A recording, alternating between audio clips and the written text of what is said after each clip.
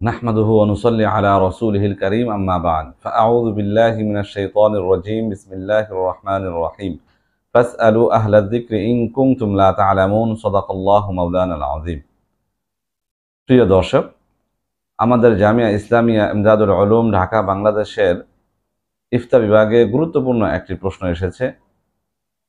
প্রশ্নটি হচ্ছে, যদি আমার ওপর বা এমন কোনো ব্যক্তির ওপর হজ ফরজ হয়েছে কিন্তু তার ঘরে মেয়ে আছে যার বিবাহ হয়নি, উপযুক্ত মেয়ে অর্থাৎ যাকে বিবাহ দেওয়াটা জরুরি, কিন্তু আমার উপর হজও ফরজ।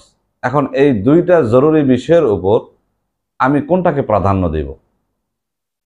প্রশ্নটি হচ্ছে, যদি আমার ঘরে উপযুক্ত মেয়ে থাকে আর আমার উপর হজও ফরজ হয়েছে, সেই ক্ষেত্রে আমি কি হজ আগে করব নাকি আমার মেয়েকে আমি বিবাহ দেব?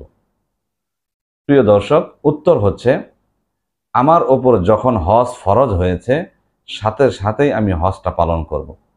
এতে আমার মেয়ের বিবাহ হোক বা আমার মেয়ের বিবাহ না হোক, এতে আমার বিলম্ব করার, এটাকে কেন্দ্র করে বিলম্ব করার কোনো সুযোগ নেই। অর্থাৎ শরীয়তের বিধান যখন আমার উপর চলে আসে তখন অবশ্যই আমি আগে সেটাকে পালন করব, এরপরে অন্য কিছু দেখতে হবে। আল্লাহ তাআলা আমাদেরকে সঠিকটা বোঝার তৌফিক দান করেন।